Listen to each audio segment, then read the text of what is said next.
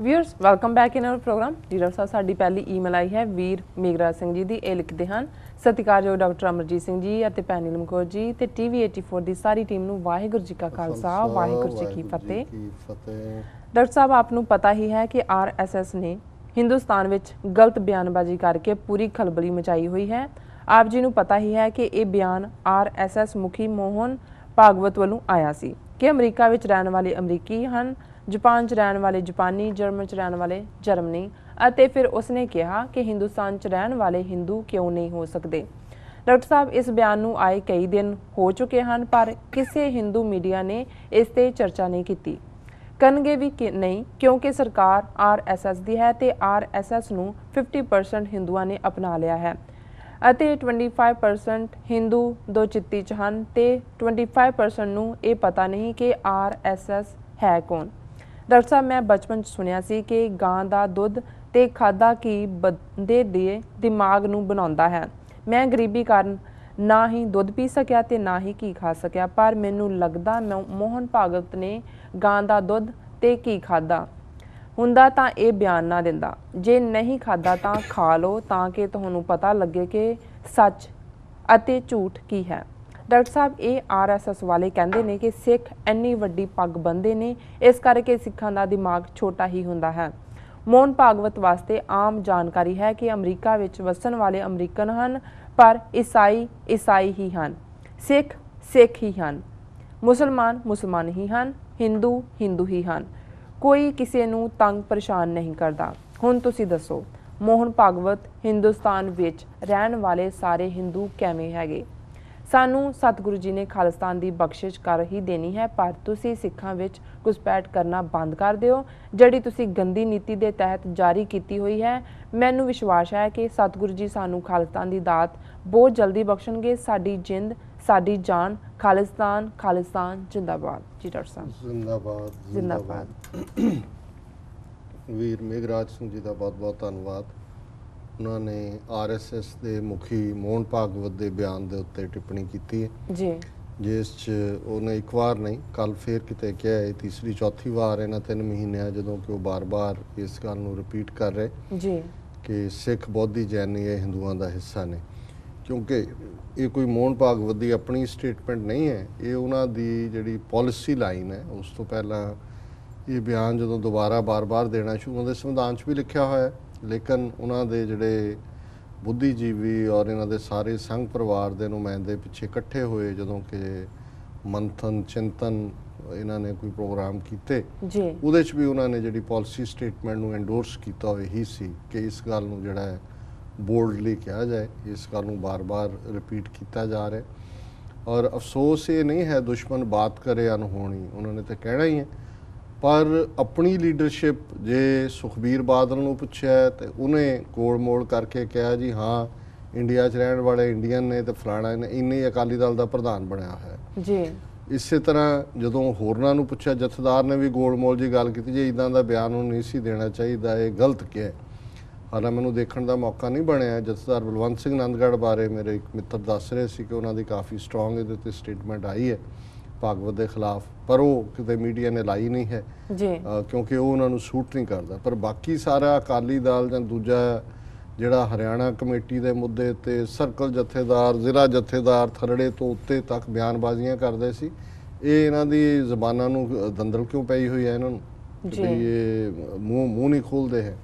ਸੋ ਬਾਕੀ ਉਹਨਾਂ ਨੇ ਕਿਹਾ ਵੀ 50% ਨੇ ਆਰਐਸਐਸ ਨੂੰ ਅਪਣਾਇਆ, 25% ਦੋ ਚਿੱਤੀ 'ਚ ਨੇ ਤੇ 25% ਨੂੰ ਪਤਾ ਹੀ ਨਹੀਂ ਹੈ ਕੁਝ ਵੀ ਨਹੀਂ। ਦੇਖੋ ਮੈਂ ਸ਼ਾਇਦ ਅੱਗੇ ਵੀ ਦੱਸਿਆ ਸੀ ਵੀ ਇਸ ਮੁੱਦੇ ਦੇ ਉੱਤੇ ਸ਼ਾਇਦ ਟਾਈਮਜ਼ ਆਫ ਇੰਡੀਆ ਨੇ ਆਪਣਾ ਸਰਵੇ ਪੋਲ ਕਰਵਾਇਆ ਜੀ ਕਿ ਜਦੋਂ ਉਹਦੀ ਪਹਿਲੀ ਵਾਰੀ ਸਟੇਟਮੈਂਟ ਆਈ ਔਰ ਇਸ ਦੇ ਉੱਤੇ ਰਿਐਕਸ਼ਨ ਵੀ ਹੋ ਰਿਹਾ ਸੀ ਕਿ ਇਸ ਬਾਰੇ ਕੀ ਸੋਚਦੇ ਨੇ। ਤੇ ਜੇ ਮੈਂ ਗਲਤ ਨਾ ਹੋਵਾਂ ਤਾਂ 63% ਜਿਹੜੇ ਉਸ ਦੇ ਵਿੱਚ ਪੋਲ ਕਰਨ ਵਾਲੇ ਸੀ ਉਹਨਾਂ ਨੇ ਭਾਗਵਤ ਦੀ ਸਟੇਟਮੈਂਟ ਨੂੰ ਠੀਕ ਕਰਾਰ ਦਿੱਤਾ। ਸੋ ਜ਼ਾਹਰ ਹੈ ਕਿ 63% ਦੇ ਵਿੱਚ ਕੋਈ ਹਿੰਦੂ ਸਿੱਖ ਨੇ ਤਾਂ ਕਿਸੇ ਸਿੱਖ ਮੁਸਲਮਾਨ ਨੇ ਤਾਂ ਠੀਕ ਨਹੀਂ ਕਰਾਰ ਦਿੱਤਾ। ਇਹਦਾ ਮਤਲਬ ਇਹ ਹੈ ਵੀ 80% ਹੀ, ਕਿਉਂਕਿ 20% ਆਲਮੋਸਟ ਮਾਈਨੋਰਿਟੀ ਹਿੰਦੁਸਤਾਨ 'ਚ ਹੈਗੀ ਹੈ ਤੇ ਜਿਹੜੇ 80% ਨੇ 80 ਚੋਂ 62-63% ਜਿਹੜੇ ਨੇ ਉਹ ਤਾਂ ਸਹਿਮਤ ਨੇ। ਸੋ ਫਿਰ ਇਹ ਨਹੀਂ ਹੈ ਵੀ 25% ਐਗਰੀ ਜਿਹੜੇ ਨੇ ਉਹ ਕਨਫਿਊਜ਼ਨ 'ਚ ਨੇ ਜਾਂ ਦੂਜੇ ਨੇ।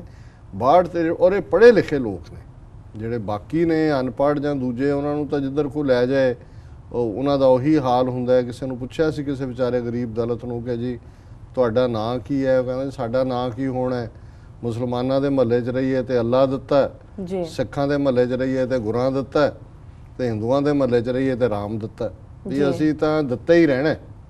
ਉਹ ਰਾਮ ਅੱਲਾ ਗੁਰੂ ਇਹ ਸਾਡੀ ਪਛਾਣ ਉੱਥੋਂ ਹੀ ਆਉਂਦੀ ਹੈ, ਉਹਨਾਂ ਦੀ ਤਾਂ ਕੋਈ ਹੋਂਦ ਹੀ ਨਹੀਂ। ਇਹ ਜਿਹੜਾ 62-63% ਹੈ ਇਹ ਡਿਸੀਜਨ ਮੇਕਰ ਹੈ, ਜਾਂ ਇਹ ਬੈਠਾ ਹੋਇਆ ਹੈ ਜਿਹੜਾ ਸੀਟ ਆਫ ਪਾਵਰ ਦੇ ਉੱਤੇ ਜਾਂ ਬਿਊਰੋਕਰੇਸੀ ਦੇ ਵਿੱਚ ਜਾਂ ਦੂਸਰਿਆਂ ਦੇ ਵਿੱਚ। ਔਰ ਮੈਂ ਸਮਝਦਾ ਵੀ ਬਹੁਤ ਚੰਗੀ ਗੱਲ ਹੈ ਵੀ ਜਿੱਥੇ ਪੰਜਾਬ ਦੀ ਅਕਾਲੀ ਲੀਡਰਸ਼ਿਪ, ਬਾਦਲ ਅਕਾਲੀ ਲੀਡਰਸ਼ਿਪ ਉੱਪਰੋਂ ਥੱਲੇ ਤੱਕ ਮਰੀ ਹੋਈ ਹੈ, ਉੱਥੇ ਦਿੱਲੀ ਅਕਾਲੀ ਦਲ ਦੇ ਪ੍ਰਧਾਨ, ਸਾਬਕਾ ਦਿੱਲੀ ਗੁਰਦੁਆਰਾ ਪ੍ਰਬੰਧਕ ਕਮੇਟੀ ਦੇ ਪ੍ਰਧਾਨ ਸਰਦਾਰ ਪਰਮਜੀਤ ਸਿੰਘ ਸਰਨਾ ਨੇ ਇਸ ਮੁੱਦੇ ਦੇ ਉੱਤੇ 6 ਸਤੰਬਰ ਨੂੰ, ਔਰ ਉਹਨਾਂ ਨੇ ਦਿਨ ਵੀ ਉਹ ਚੁਣਿਆ ਜਿਹੜਾ ਸ਼ਹੀਦ ਜਸਵੰਤ ਸਿੰਘ ਖਾਲੜਾ ਦਾ ਸ਼ਹੀਦੀ ਦਿਨ ਸੀ, ਭਾਈ ਦਿੱਤ ਸਿੰਘ ਜਿਨ੍ਹਾਂ ਨੇ ਸਿੰਘ ਸਭਾ ਮੂਵਮੈਂਟ ਖੜੀ ਕੀਤੀ ਜੀ, ਉਹਨਾਂ ਦੇ ਵੀ ਚੜ੍ਹਾਈ ਕਰਨ ਦਾ ਦਿਨ ਸੀ।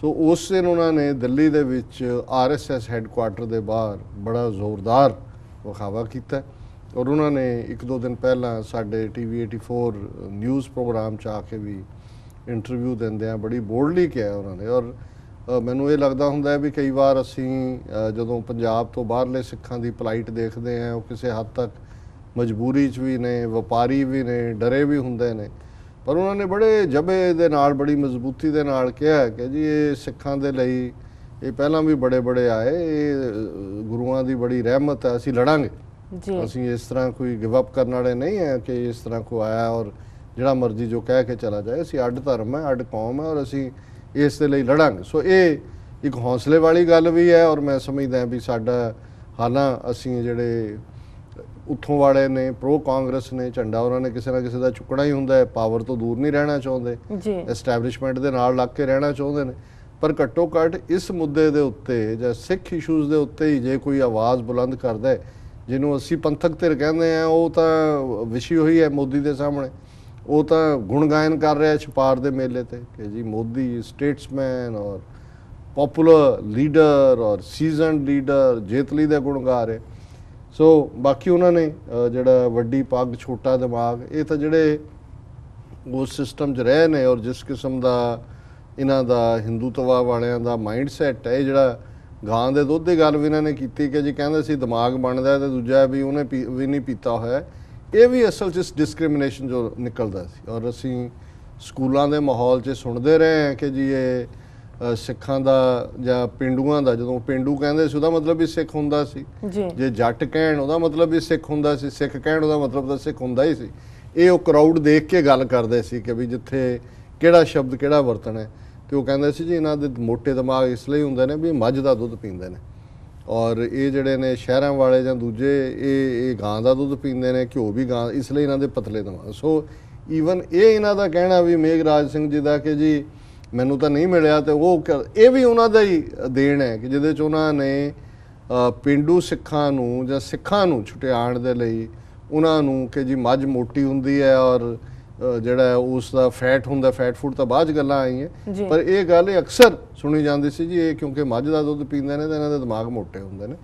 ਸੋ ਬਾਕੀ ਉਹਨਾਂ ਨੇ ਗੁਰੂ ਅੱਗੇ ਹੀ ਅਰਜ਼ੋਈ ਕੀਤੀ ਹੈ ਕਿ ਸਤਿਗੁਰੂ ਸਾਨੂੰ ਖਾਲਿਸਤਾਨ ਬਖਸ਼ਣ ਜੀ, ਔਰ ਇਹੀ ਜਿਹੜੀ ਗੁਰੂ ਅੱਗੇ ਅਰਦਾਸ ਜਿਹਦੇ ਕੋਲ ਦੇਸ਼ ਔਰ ਕਾਲ, ਅਕਾਲ ਪੁਰਖ ਦਾ ਪਰਵਿਊ ਹੈ, ਅਕਾਲ ਪੁਰਖ ਦਾ ਜਿਹੜਾ ਹੈ ਉਸ ਦਾ ਮਹਿਕਮਾ, ਔਰ ਮੈਂ ਸਮਝਦਾ ਵੀ ਅਸੀਂ ਤਾਂ ਰਿਜ਼ੋਲਵ ਕਰ ਸਕਦੇ ਹਾਂ, ਪ੍ਰਣ ਕਰ ਸਕਦੇ ਹਾਂ, ਦ੍ਰਿੜਤਾ ਨਾਲ ਖਲੋ ਸਕਦੇ ਹਾਂ, ਤੁਰਦੇ ਰਹਿਣਾ ਜਿਹੜਾ ਇਹ ਸਾਡੇ ਜ਼ਿੰਮੇ ਆਇਆ।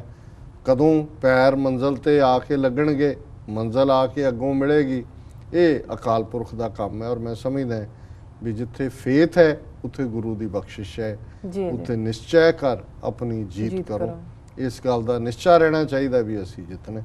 ਸੋ ਵੀਰ ਮੇਘਰਾਜ ਸਿੰਘ ਜੀ ਦਾ ਬਹੁਤ ਬਹੁਤ ਧੰਨਵਾਦ ਜੀ। ਡਾਕਟਰ ਸਾਹਿਬ ਇਸ ਨਾਲ ਨੇ ਬ੍ਰੇਕ। ਵਿਊਅਰਸ ਤੁਸੀਂ ਕਿਤੇ ਨਹੀਂ ਜਾਣਾ, ਮਿਲਦੇ ਹਾਂ ਕਮਰਸ਼ੀਅਲ ਬ੍ਰੇਕ ਤੋਂ ਬਾਅਦ।